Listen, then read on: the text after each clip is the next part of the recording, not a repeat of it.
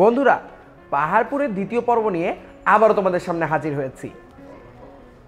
এই পর্বে আমরা পাহাড়পুর সম্পর্কে গুরুত্বপূর্ণ কিছু তথ্য দেখব। এখান থেকে আমরা জানতে পারি এই বিহারটি আসলে নওগাঁ জেলার এই যে বদলগাছি উপজেলাটি রয়েছে সেই উপজেলার পাহাড়পুর গ্রামে অবস্থিত। বিহার এলাকাটি প্রায় 40 একর জায়গা জুড়ে এবং পুরো জায়গাটি লালচে মাটি দিয়ে তৈরি। অর্থাৎ এই লালচে মাটির ভূমিতে প্রায় 40 একর জায়গা নিয়ে পাহাড়পুর বিস্তৃত রয়েছে। এই পুরো জায়গাটি প্রায় 27 একর জমির উপরে এবং এর মধ্যেই বিভিন্ন বড় বড় বিশাল দালান আমরা দেখতে পেয়েছি।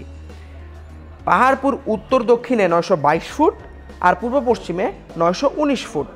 বৌদ্ধ ধর্মাবলম্বীর রাজা দ্বিতীয় ধর্মপাল এই 1200 বছর আগে এই জিনিসটি নির্মাণ করেছিলেন এবং এর একদম নিচে মাটির অংশে এটি চারকোনা আকারের।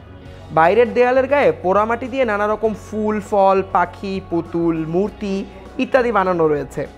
উত্তর দিকের ঠিক মাঝখানে মূল দরজাটি রয়েছে এবং তারপরেই বড় হলঘর এবং পাশে যদি তাকাও তাহলে আরও দুটো ছোট ছোট হলঘরও দেখতে পাবে।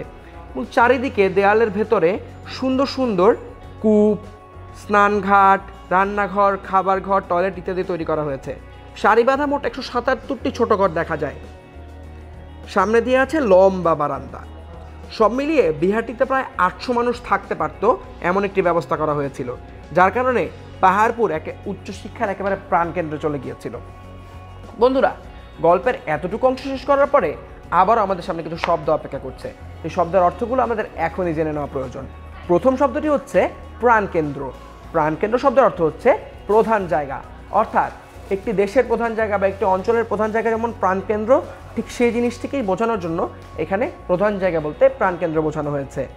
এর পরের শব্দটি হচ্ছে স্নানঘর। স্নানঘর শব্দের অর্থ হচ্ছে গোসল করার জায়গা।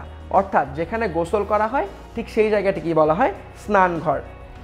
তো বন্ধুরা, গল্পের এতটুকু অংশে আমরা আরও 3টি শব্দ পেয়েছি যেখানে যুক্তবর্ণ রয়েছে। তো চলো এখন আমরা ঝটপট যুক্তবর্ণগুলো শিখে নেই এবং একই যুক্তবর্ণ দিয়ে আরও কী শব্দ গঠন করা যায় এবং আরও কী শব্দ গঠন করা যায় সেগুলো আমরা দেখে নিব। প্রথম শব্দটি হচ্ছে লম্বা। লম্বা শব্দের মধ্যে এই যুক্তবর্ণটি রয়েছে, যেটি গঠিত হয়েছে ম এবং তার সঙ্গে বয়ের সমন্বয়ে। এই যে এখানে আমরা দেখতে পাচ্ছি প্রথমে ম এবং তার নিচে ব। ম আর বয়ের সমন্বয়ে এই যুক্তবর্ণটি গঠিত হয়েছে। এর পরের শব্দটি হচ্ছে বিস্তৃত।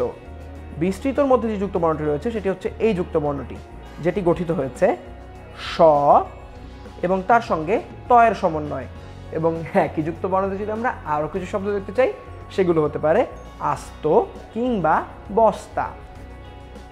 এর পরের শব্দটি হচ্ছে দ্বিতীয়।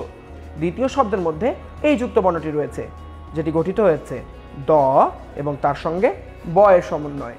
এবং হ্যাঁ, কি যুক্তবর্ণতে যদি আমরা আরও কিছু শব্দ দেখতে চাই সেগুলো হতে পারে বিদ্বেষ কিংবা দ্বাদশ। বন্ধুরা, পাহাড়পুরের দ্বিতীয় পর্ব তো শেষ করে ফেললাম। এর পরের পর্বে আমরা গল্পটি শেষ করে ফেলবো। তো চলো বন্ধুরা, আমরা পরের পর্বে আবার একসাথে হই। দেখা হচ্ছে পরের পর্বে।